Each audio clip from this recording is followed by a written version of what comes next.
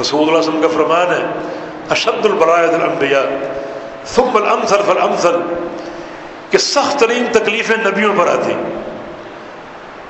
انبیاء اس کائنات کی سب سے مقرب ہستیاں ہیں اور سب سے سخت ان پر آزمائشیں آتی ہیں، تکلیفیں آتی ہیں. اللہ تعالیٰ ان کے صبر کا امتحان لیتا ہے. وجہ کیا ہے؟ جو شخص جتنا زیادہ اللہ کا مقرب ہوگا اور اللہ ان کو آزمائے گا، جھنجھوڑے گا، اس قدر وہ زیادہ رقت کے ساتھ، الحاح کے ساتھ اور تضرع کے ساتھ اللہ کا ذکر کریں گے. اور اللہ تعالیٰ کو ذکر کی یہ آوازیں بڑی پسند ہیں. وہ اپنے مقربین کو آزماتا ہے تاکہ ان کی پر رقت آوازوں کو سنے، ان کے صبر کو آزمائے. نبی علیہ السلام نے ارشاد فرمایا کہ ان کان فی دینہ صلابہ زید فی بلائہ، اگر ایک شخص کے دین میں، عقیدے میں سختی ہے، صلابت ہے، بڑی شدت ہے، پختگی ہے، اس کا تقوی اور تعلق باللہ انتہائی قوی ہے، تو اس کی آزمائشیں بھی زیادہ ہوتی ہیں. اور حسین کی آزمائش کیا تھی؟ سن 61 ہجری کے واقعات، جب آپ حالات کچھ بھی تھے، کوفہ چلے گئے اور جب دیکھا کہ کوفہ والوں نے وفا نہیں کی، ان کو اور ان کے اہل بیت کو گھیر لیا ہے اور ان کے عزائم اچھے نہیں ہیں، نیت میں فتور ہے.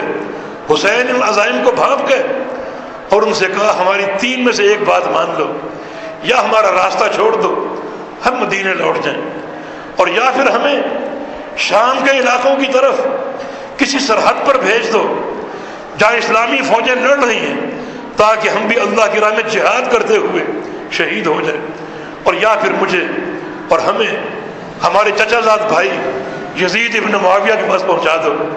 یزید کا نام کیوں لیا؟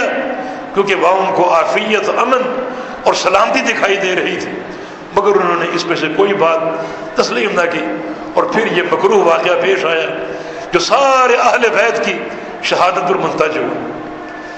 یہ واقعہ 2 وجوہ سے اہل بیت کے سینوں پر ایک عظیم تمغہ سجا گیا، ایک شہادت کا تمغہ. اللہ رب العزت نے شہادت کی موت عطا فرما دی. شہادت کی موت جن حالات میں بھی ملے قابل فخر ہے، اللہ کے قرب کی اساس ہے، اللہ کی رضا کا ذریعہ ہے. اور یہ جناب حسین اور اہل البیت کے سینوں پر یہ تمغہ سجا. دوسرا، غربت کی موت. غربت کی موت وہ کہلاتی ہے جو اپنے علاقے سے باہر آئے، جہاں آپ پیدا ہوئے اس علاقے سے باہر آپ کی موت ہے. اور غربت کی موت کا بھی دین اسلام میں ایک صلہ اور شرف ہے. رسول اللہ علیہ وسلم کی حدیث ہے من مات فی غیر ارضہ قیس لہ الی مولدہ من الجنہ، کہ جس شخص کا انتقال اپنے علاقے میں نہ ہو، اپنے جائے پیدائش میں نہ ہو، بلکہ وہ اجنبی کسی علاقے میں فوت ہو جائے، دور کسی علاقے میں فوت ہو جائے. غربت کی موت بھی ایک ابتلا ہوتی ہے، اپنے وطن سے، اہل و عیال سے دور. تو اللہ رب العزت اس کا صلہ یہ دیتا ہے کہ جہاں اس کا انتقال ہوا وہاں سے لے کر جائے پیدائش تک کا علاقہ جنت میں اس کو عطا فرما دیتا ہے. تو یہ 2 اعزاز ان کو حاصل ہو گئے. اس پر کیا خیال؟ رویا جائے، ماتم کیا جائے، سینہ کوبی کی جائے، اس پر دامن پھاڑا جائے؟ نہیں، یہ ساری چیزیں شرعی احکام کے خلاف ہیں. رسول اللہ صلی اللہ علیہ وسلم کا فرمان ہے لیس منا من ضرب الخدود وشق الجیوب ودعا بدعوى الجاہلیہ، جو صدمے کے وقت اپنے دامن کو پھاڑے، اپنے رخسار کو پیٹے اور سینہ کو بھی کرے اور جاہلیت کی پکارے، وہ ہم میں سے نہیں ہے.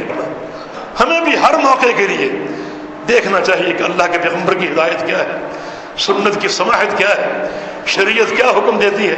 اتق اللہ حیثما کنت، حالات جو بھی ہوں اور تم جہاں بھی ہو تقوی کے ساتھ رہو، شریعت کے ساتھ رہو. آج ان دنوں میں بڑی لفاظیاں ہوں گی، بڑی جملہ بازیاں ہوں گی، بڑے جھوٹ ہوں گے، جھوٹے افسانے ہوں گے، قصے ہوں گے، اور انتہائی جاہلیت کے دعوے ہوں گے. ہمیں خاموشی کے ساتھ عمل کرنا ہے اپنی شریعت پر کہ شریعت ہم سے کیا چاہتی ہے. 10 محرم کیسے گزاریں، 9 محرم کیسے گزاریں، بس تقوی کے ساتھ، تعلق باللہ کے ساتھ، روزوں کے ساتھ، بس یہ شریعت کی ہدایت ہے، اس پر عمل کرے۔ باقی یہ دن اپنے معمول کے مطابق گزارے، کوئی اضافی صدمہ اپنے اوپر طاری نہ کرے۔ لیکن کچھ سرفرے لوگ ان دنوں اس دن میں خوشی کا اظہار بھی کرتے ہیں۔ وہ سمجھتے ہیں کہ اس دن خوشی منانی چاہیے تاکہ اہل تشیع کی مخالفت ہو، ان کو چڑھانے کے لیے۔ میرے دوستوں اور بھائیوں، یہ منہج بھی غلط ہے۔ ہر جگہ چند افراد ایسے ہوتے ہیں جو بڑے جذباتی قسم کے ہوتے ہیں، ان سے پوچھا جائے شادی کب کرنی ہے تو زیر لب مسکراتے وہ کہیں گے 10 محرم کو۔ وہ سمجھتے ہیں کہ سننے والا خوش ہوگا کہ میں کیسا منہج انسان۔ لیکن بھائی یہ منہج نہیں ہے، یہ منہج نہیں ہے۔ تم کہتے ہو کہ ہم نے غم نہیں کرنا تاکہ اہل تشیع سے تشبہ نہ ہو، تو خوشی کیوں کرنی ہے؟ اس خوشی میں تشبہ ہے نواسب اور خوارج کے ساتھ۔ جب خارجیوں کو احد البیت کی شہادت کا علم ہوا، انہوں نے خوشیاں منائیں، انہوں نے چراغاں کیے، انہوں نے مٹھائیاں بانٹی اور خوشی کا اظہار کیا۔ اگر آپ بھی معمول سے بڑھ کر خوشی کریں گے تو یہ تشبہ خوارج کے ساتھ ہوگا، وہ خوارج جن کو اللہ کے پیغمبر نے جہنم کا کتا کہا ہے۔ تو ان جذبات کی بجائے ہم یہ دیکھیں کہ منہج اعتدال کیا ہے، اس کو تھامیں بیٹھیں۔ اللہ پاک ہمیں توفیق عطا فرما دے، ہر حال، ہر آن، ہر مقام پر اپنے پیارے پیغمبر کی سنت کی اتباع کا اور شریعت پر عمل کرنے کا اور منہج صدق ہم کو عطا فرما دے۔ اللہ تعالیٰ عقیدے میں، گفتار میں، زبان میں، عمل میں، تعلق باللہ میں اور تعلق بالرسول میں صدق عطا فرما دے اور سچائی عطا فرما دے۔ اقول قولی ھذا واستغفر اللہ لی ولکم وآخر دعوانا ان الحمد للہ رب العالمین۔